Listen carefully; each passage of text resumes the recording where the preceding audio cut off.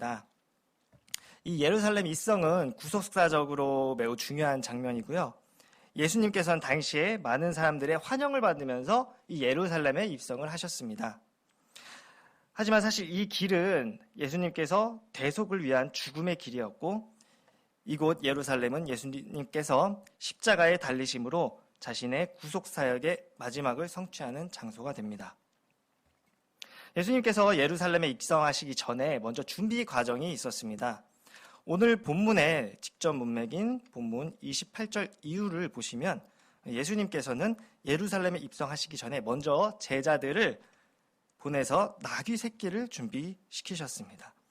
예수님께서는 감람원이라는 곳에 제자들을 보내시고 그 맞은편 마을에 가서 아무도 타지 않은 나귀 새끼가 매여 있는 것을 볼 것이니 풀어 끌고 오라. 만일 누가 묻거든 주가 쓰시겠다 하라고 말씀하셨습니다. 그 당시 고대 시대에는 나귀가 왕들이나 왕가의 자손들이 타는 귀한 동물이었습니다. 그거는 특별한 행사가 있을 때 타는 동물이었습니다.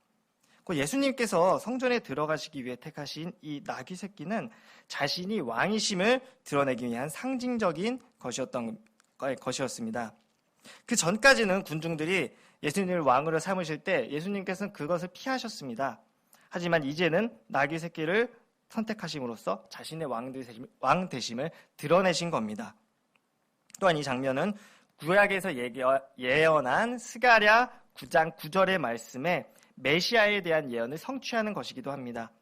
예수님께서는 나귀를 타시고 예루살렘에 입성하시면서 자신의 왕되심을 구약의 예언에 따라 보여주심으로써 자신이 곧 메시아이심을 사람들에게 드러내신 것입니다. 이 장면 뒤로 이 모습을 더욱 영화롭고 빛나게 하는 것은 예수님을 향한 사람들의 찬양이었습니다. 본문 38절에서는 사람들은 찬송하리로다 주의 이름으로 오시는 이여 하늘에는 평화요 가장 높은 곳에는 영광이로다 하며 예수님을 찬양하며 경배드렸습니다. 그런데 이것은 예수님이 처음 태어나셨을 때 천사들이 찬양했던 장면의 말씀과도 흡사합니다. 누가복음 2장 14절에서 지극히 높은 곳에서는 하나님께 영광이요 땅에서는 하나님이 기뻐하신 사람들 중에 평화로다 라고 하며 찬양합니다. 그리고 이제 예수님께서 이 땅에서의 마지막 사역을 위해 예루살렘에 입성하는 순간에도 찬양으로 그 길을 빛내고 있는 것입니다. 즉 예수님께서는 처음부터 끝이 찬양으로 이루어진 것입니다. 오늘의 본문은 예루살렘 입성 장면을 보여주고 있습니다. 저는 오늘 여러분과 이 성경이 우리에게 가르쳐 주시는 찬양과 경배에 대한 원리에 대해서 나누고자 합니다. 첫 번째 원리는 찬양의 주체입니다. 곧 본문에서 찬양을 하는 사람들은 누구냐 하는 것입니다. 본문에서 제자의 온 무리가 찬양을 했다고 말을 합니다. 이 사건에 대해서 동일 사건이 기록된 공관복음의 마태복음 21장 9절에서는 앞에서 가고 뒤에서 가는 무리가 라고 되어 있습니다. 또한 마가복음 11장 9절에서는 앞에서 가고 뒤에서 따르는 자들이 라고 언급되어 있습니다. 이것을 종합해 보면 예수님을 앞 뒤에서 따르던 온 무리가 라고 볼 수 있습니다. 그렇다면 오늘날 예수님을 따르는 무리들은 누가 될 수 있을까요? 바로 예수님을 믿고 따르는 사람들입니다. 당시에 예수님을 따르는 이들은 제자들이었습니다. 이 제자들의 삶은 예수님을 따라가는 것이었습니다. 예수님의 모습을 보고 그것을 닮아가고 그 길을 따라가고 예수님처럼 살아가는 것이었습니다. 그것이 제자들의 삶이었습니다. 오늘날 우리들도 제자들처럼 예수님을 닮아서 예수님처럼 살아가는 것이 곧 제자된 그리스도인의 삶인 것입니다. 예수님께서도 찬양을 굉장히 즐겨 부르셨습니다. 예수님께서는 유대인이셨고 유대인들이 부르는 찬송가인 시편을 늘 즐겨 부르셨습니다. 그래서 말씀 속에서 예수님께서 시편을 인용하신 구절들이 굉장히 많이 나옵니다. 예수님께서는 말씀하시면서 어린이들이 호산나 다윗의 자손이여 하고 예수님을 찬양하는 것을 보고 대제사장과 서기관들이 그것을 책망할 때 이렇게 말씀하셨습니다. 시편 8편 2절을 인용하여 말씀하셨습니다. 또한 포도원 농부의 비유를 말씀하실 때는 시편 118편 22절과 23절을 이용하셨고 바리새인들에게는 자신에 대해서 증거하시면서 시편 110편 1절을 인용하셨습니다. 이처럼 예수님께서 늘 찬양과 함께 하셨습니다. 예수님께서 즐겨 부르신 찬양을 우리가 부르는 것은 너무나 당연한 일입니다. 왜냐하면 여기 모인 우리는 예수님의 말씀을 듣고 예수님을 따르는 무리들이고 곧 예수님의 제자들이기 때문입니다. 그러므로 찬양으로 하나님의 영광을 돌리는 예수님을 따르는 무리는 지금 이 순간 예배를 드리는 바로 우리들인 것입니다. 자, 그럼 두 번째로 찬양의 내용, 즉 우리는 무엇을 찬양해야 하는가입니다. 본문 37절을 보면 자기들이 본 바 모든 능한 일로 인하여 찬양을 한다고 말을 합니다. 여기 나오는 능한 일은 헬라어 원문을 해석해보면 뒤나메온이라고 하는데 이것은 이적들입니다. 즉, 이 이적들을 본 제자들이 하나님을 찬양하는 내용인 것입니다. 이 제자들이 예수님과 함께하면서 본 것은 정말 예수님께서 행하신 놀라운 기적들이었습니다. 가나 혼인잔치에서 물이 포도주가 되게 하시며 수많은 병자들을 고치시고 귀신을 쫓으시고 그리고 또 죽은 자를 살리시는 기적을 예수님께서 보여주셨고 그것을 제자들은 보았습니다. 자기들이 본 바를 예수님께서 행하신 모두 기적들로 인하여 그들은 그것을 봤기 때문에 찬양할 수밖에 없었던 것입니다. 그리고 이 모든 것들은 메시아가 오심을 증거하는 징표들이었습니다. 이들은 단순히 누가 들은 것이나 지식적인 것이나 어디서 아는 것이 아니라 자신들이 실제로 체험한, 실제로 보고 느낀 것을 찬양하는 정말 살아있는 찬양이었습니다. 우리가 드려야 할 찬양도 이런 것입니다. 우리가 삶 속에서 경험한, 우리가 살면서 하나님께서 그때그때 주시는 그 은혜들에 대해서 정말 찬양하는 그런 찬양이 되어야 하는 것입니다. 하지만 우리가 찬양을 드릴 때 때때로 무미건조하고 감동이 없는 찬양을 드릴 때가 있습니다. 그것은 우리의 찬양이 살아있는 신앙의 경험에 기초하고 있지 않기 때문입니다. 그것이 우리의 자신의 실제적이고 체험적인 우리의 삶에서 경험한 살아있는 내 찬양이 아니라 우리가 그저 글로만 보고 그냥 가사로만 되어 있는 피상적이고 추상적인 찬양이 되어버리기 때문입니다. 또한 그 사람이 신앙적으로 슬럼프를 겪을 때도 있습니다. 그러니까 한 사람이 신앙이라는 것이 말씀의 은혜를 경험하고 성령이 충만한 역사를 경험한 뒤에도 그 영적으로 충만한 상태가 그 삶의 끝까지 이어지기는 굉장히 어렵습니다. 그리고 우리는 모두 죄인이고 세상 사람들도 모두 죄인이기 때문에 우리가 그 세상을 살면서 계속 우리의 그런 영적으로 충만한 상태를 유지하기는 너무 어렵습니다. 그렇기 때문에 우리는 삶 속에서 순간순간 베푸시는 하나님의 은혜와 사랑을 계속 붙잡고 찬양하면서 살아야 하는 것입니다. 그 세 번째로 찬양을 할 때 어떻게 찬양해야 하냐는 것입니다. 본문 37절에서 제자의 온 무리는 기뻐하며 큰 소리로 찬양을 했다고 나옵니다. 이 기뻐하며와 큰 소리는 서로 연관이 되어 있습니다. 누구나 기쁘면 큰 소리를 내고 싶고 외치고 싶어지게 됩니다. 예수님께서 당시에 예루살렘에 입성을 하고 계셨습니다. 예수님께서는 메시아이시자 왕으로서 예루살렘에 입성을 하실 때 그 모습을 보는 제자들은 정말 기뻤을 것입니다. 이들은 예수님께서 구약의 예언대로 하나님의 나라를 성취하실 거라고 믿고 있었습니다.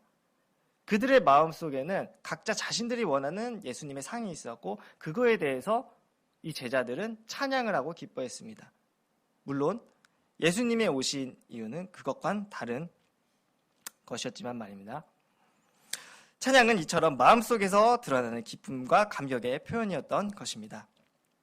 지금까지 살펴본 이 세 가지의 원리들을 종합해보면 찬양이란 예수님의 뜻을 따르는 예수님의 제자들이 그가 행하신 놀라운 은혜에 감사하며 그것을 기쁘고 큰 소리로, 기쁜 마음으로 큰 소리로 찬양을 하는 것입니다.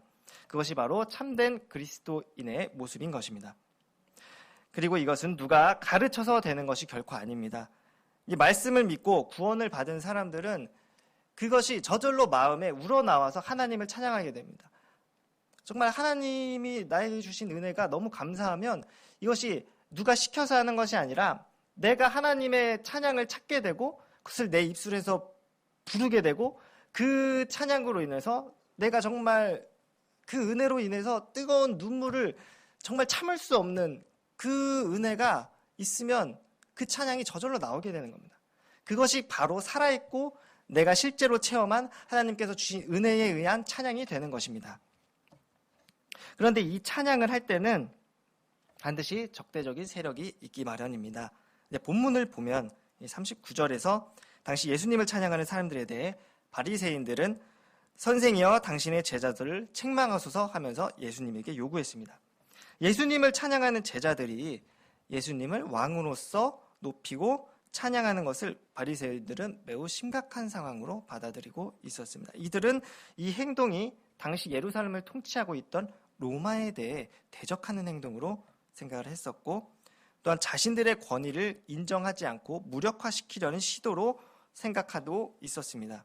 그렇기 때문에 이들은 사람들이 예수님을 왕으로서 칭송하고 찬양하는 것을 인정하지 않았고 이후에 예수님을 죽이는데 앞장서게 됩니다. 이렇게 예수님도 찬양에 대한 항의와 비판을 받으셨습니다. 그렇다면 우리라고 그런 것이 없지는 않겠지요. 오늘날 기독교는 세상으로부터 많은 비판을 받고 있습니다. 또 우리가 하는 찬양이 요즘 사회에서는 손가락질을 받기도 하고 비아냥의 대상이 되기도 합니다. 큰 소리로 찬양을 하고 기뻐서 찬양하고 정말 눈물을 흘리면서 하나님께 찬양을 하는 것이 이 세상 사람들에게는 그렇게 좋지 못하고 못마땅하게 보는 시선들이 있습니다. 하지만 이런 것은 전혀 이상한 일이 아닙니다. 교회의 활동과 그것을 못마땅하게 여기는 시선들은 초대교회로부터 지금까지 계속 있었던 일입니다. 그렇기 때문에 우리는 하나님을 찬양할 때 정말 온전히 하나님께 열심을 다해서 하나님을 찬양하는데 그 찬양을 했을 때 그럼에도 불구하고 다른 사람의 손가락질이나 비판을 받게 됐을 때는 그것에 대해서 신경 쓸 필요는 전혀 없습니다.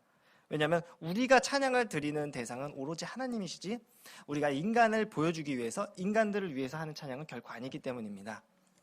우리를 찬양하는 데 있어서 우리의 시선은 오로지 하나님을 바라보고 있어야 합니다. 이러한 바리새인들의 비판에 대해서 예수님께서는 만일 그들이 잠잠하면 돌들이 소리 지르게 될 것이라고 대답하셨습니다. 이처럼 예수님께서는 사람들이 하는 찬양을 매우 당연하게 여기셨고 그 찬양을 받으시는 것을 결코 싫어하지 않으십니다. 하나님은 그 찬양을 너무나도 당연하게 여기십니다. 웨스트민스터 소요리 문답을 보시면 첫 번째 문답에서 사람의 제일 되는 목적은 하나님을 영원하게 하는 것이고 영원토록 그를 즐거워하는 것이라고 말을 합니다.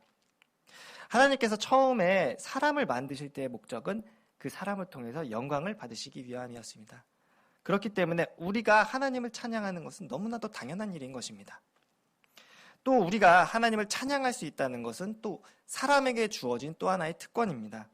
모든 피조물이 하나님을 찬양할 수 있는 것은 아닙니다. 찬양은 사람만이 할 수 있고 또 그 중에서 하나님의 구원의 은혜를 받은 그런 믿는 사람들만이 할 수 있는 특권인 것입니다. 성령님의 역사를 체험하지 못한 사람, 곧 하나님의 그런 사랑과 은혜를 체험하지 못한 사람은 그 찬양이 물론 찬양을 할 수 있지만 그 찬양이 정말 감동은 줄 수 있어도 그 사람의 마음과 그 사람의 생각과 그 사람의 삶을 바꿔버리는 하나님의 은혜를 정말로 찬양하는 진정한 찬양은 결코 될 수가 없습니다. 그것은 그 사람들이 할 수는 없는 찬양인 것입니다. 그렇기 때문에 하나님이 주신 그 구원의 은혜에 대한 감격과 감사를 찬양하는 것은 우리에게 주신 은혜이자 우리가 해야 하는 본분인 것입니다. 말씀 마무리하도록 하겠습니다. 우리가 믿음 생활을 하면서 예배를 드리고 또 찬양을 할 때 우리 마음속에 나오는 찬양이 아니라 피상적으로 때로는 의무감으로 텅 빈 마음으로 우리가 찬양을 할 때가 있습니다.